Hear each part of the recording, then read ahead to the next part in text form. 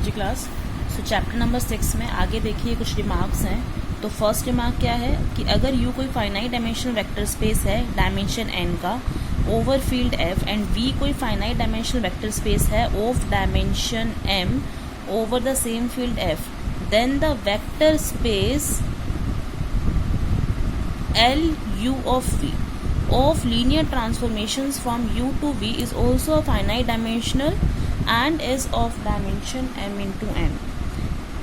LUV denotes a set of all linear transformations from u to v. वो क्या बोल रहा है कि अगर एक u एक वेक्टर स्पेस है डायमेंशन n का, v एक वेक्टर स्पेस है डायमेंशन m का, दोनों जो वेक्टर स्पेस है वो फील्ड f पे वेक्टर स्पेस है, और अब आपने लिया है LU of v. ये क्या है देखो, LUV है कि इस u वेक्टर स्पेस से v वेक्टर स्पेस तक की जितनी भी लीनियर ट्रांसफॉर्मेशन हो सकती हैं, जितनी भी आप लीनियर ट्रांसफॉर्मेशन बना सकते हैं u से v तक का, उन सारी ट्रांसफॉर्मेशन के सेट को आप LU of v बोलते हैं, और ये एक वेक्टर स्पेस बनता है।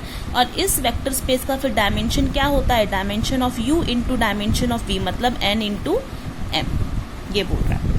और अगर v u के बराबर हो जाए, मतलब आपका जो आपने वेक्टर स्पेस लिया है u से u तक, बेसिकली दोनों सेम है, तो इन तक की लीनियर ट्रांसफॉर्मेशन का सेट क्या बनेगा, इसको हम L of u बोलते हैं। जब v u के बराबर हो, then the set of all linear operators, ये मैंने बताया था ना, अगर आपका वेक्टर स्पेस सेम लेते हो तो लीनियर ट्रांसफॉर्मेशन इस वेक्टर स्पेस से इस वेक्टर स्पेस की हम लीनियर ऑपरेटर बोल देते हैं, अगर सेम वेक्टर स्पेस होता है। तो बोल रहा है then the set of all linear operators on vector space u with respect to the addition and scalar multiplication defined above, जो कि हम अभी सीख चुके हैं ना, लीनियर ट्रांसफॉर्मेशन कैसे ऐड होती हैं और कैसे स्केलर मल्टीप्लाई होता है, उसके रिस्पेक्ट में जो हमारा ये L of u सेट होता है, set of all linear transformation is set of all linear operators on vector space u forms a vector space, ठीक है। और इसका डायमेंशन किसके बराबर होगा, देखो u वेक्टर स्पेस का डायमेंशन है, इसका भी n, तो n इंटू n मतलब n स्क्वायर, ठीक है। तो ये बस रिमार्क्स हैं, बस आपको याद रखने हैं, ऐसा इनको कुछ प्रूफ नहीं करना आपको। और थर्ड वाला हम लोग बाद में करेंगे, क्योंकि लीनियर फंक्शनल से बेस्ड हम पढ़ेंगे तब हम इसको डिस्कस करेंगे। नेक्स्ट देखिए अब थ्योरम। तो let u and v be two vector space over the field f, ठीक है। u और v दो वेक्टर स्पेस लिए हैं फील्ड f पे। अब इस u से v तक की एक लीनियर ट्रांसफॉर्मेशन मैंने t1 उठाई है, if t1 is a linear transformation from u to v, and एक ट्रांसफॉर्मेशन उठाई है मैंने t2 भी u से v ऑब्वियसली, तो बी टू लीनियर ट्रांसफॉर्मेशन। तब वो बोल रहा है जो रैंक है t1 प्लस t2 की, वो क्या होती है, less than equal to rank of t1 plus rank of t2, है ना। रो किसका सिंबल था, रैंक का।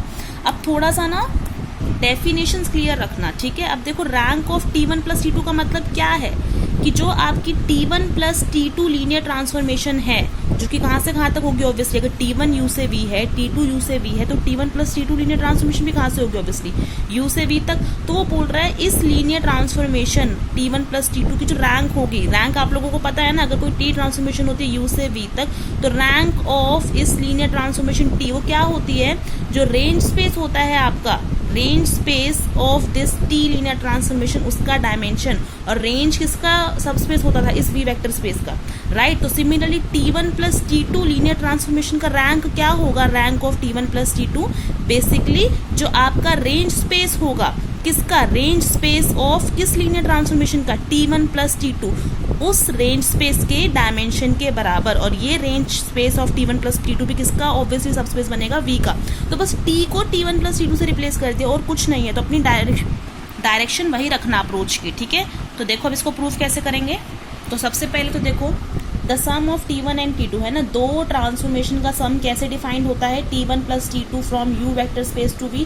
ये कैसे वर्क करती है ये वाली linear transformation t1 plus t2, such that कि t1 प्लस t2 किसी भी u वेक्टर स्पेस के एलिमेंट पे लगेगी, t1 plus t2 of u, तो क्या मिलेगा मुझे, ये किसके बराबर होगी, t1 of u plus t2 of u, where u belongs to vector space u, ठीक है। अब मुझे क्या निकालनी है, rank of t1 plus t2 को मुझे किसके less than equal to proof करना है, rank of t1 plus rank of t2। और मैं जानती हूँ कि रैंक ऑफ कोई भी ट्रांसफॉर्मेशन, मतलब rank of t1 plus t2 basically किसके बराबर होगी, dimension of range space of t1 plus t2।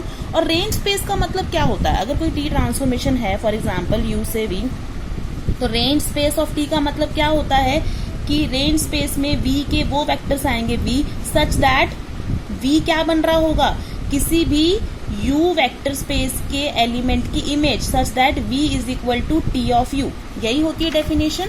सो अब मुझे पहले तो मैंने t1 प्लस t2 को डिफाइन कर दिया, अब मैंने क्या लिया है, एक एलिमेंट लिया है v, कहाँ से, t1 plus t2 of u। t1 plus t2 of u का मतलब क्या है, range space of t1 plus t2, क्योंकि range space of t1 plus t2 क्या होगा, वो एलिमेंट्स किसके, v के, सच दैट, जिन पे वो elements of v such that वो v किसके बराबर होंगे, किसी भी एलिमेंट u वेक्टर्स, किसी भी vector of vector space u की इमेज के बराबर। और इधर कोई भी अगर आप एलिमेंट लेंगे u तो उसकी इमेज क्या बनेगी, t1 plus t2 of u ना, तो t1 plus t2 of u के बराबर होगा। तो इसको इन जनरल आप लोग ऐसे भी लिख सकते हैं कि t1 plus t2 of u।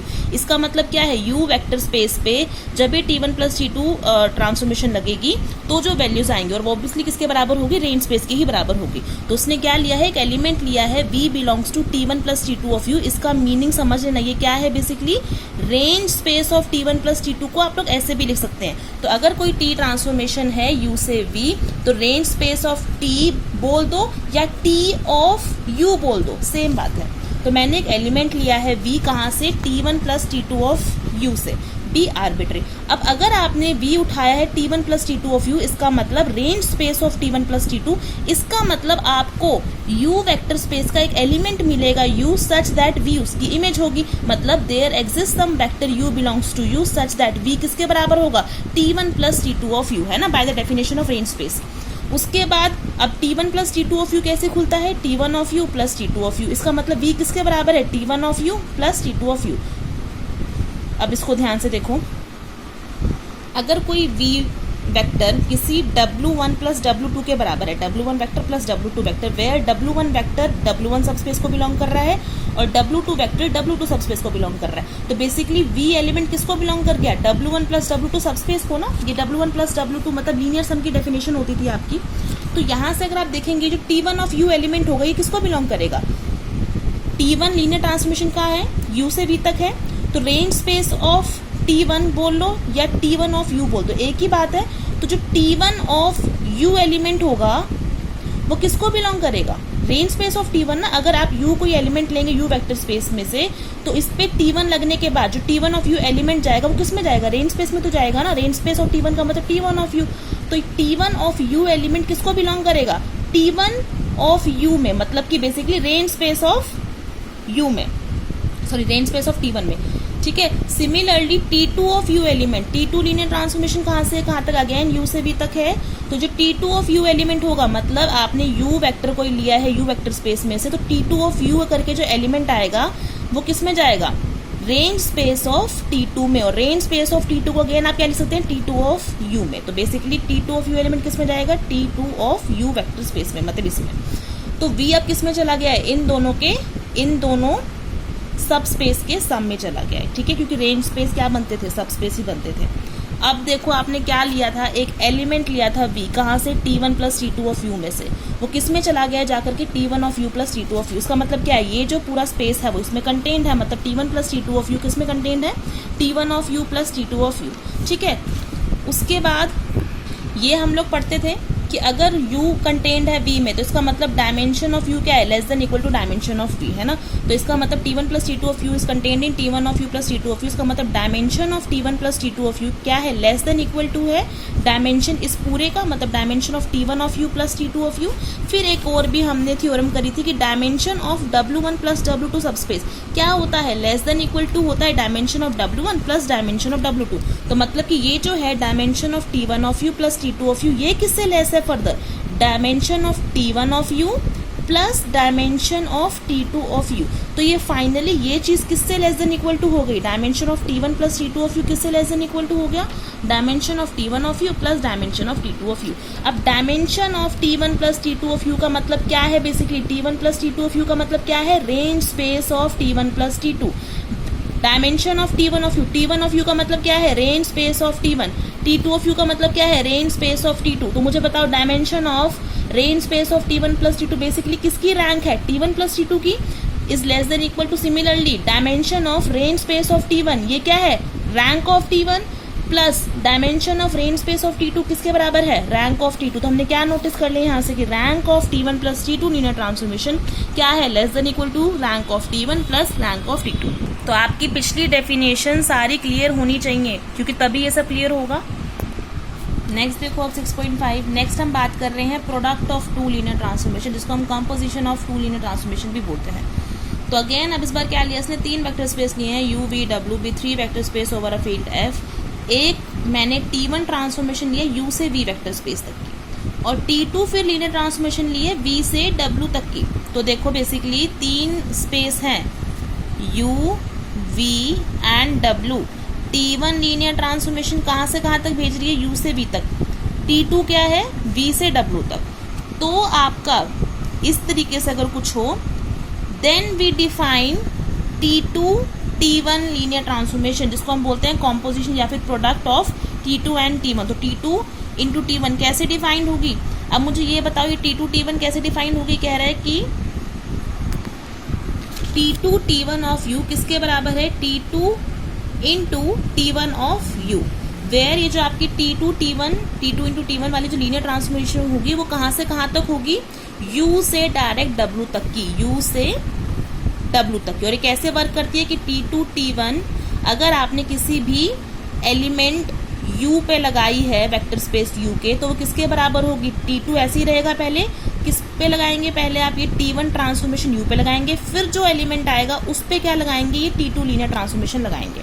ठीक है, और ये सही बात भी है। देखो अगर आपने T1 ऑफ U, पहले तो मुझे बताओ T1 लीनियर ट्रांसफॉर्मेशन क्या करती है, U वेक्टर स्पेस के एलिमेंट्स को V में भेजती है। तो अगर आपने इस U वेक्टर स्पेस में से कोई एलिमेंट U लिया है तो T1 ऑफ U आपको कहाँ मिलेगा, V में जाके मिलेगा।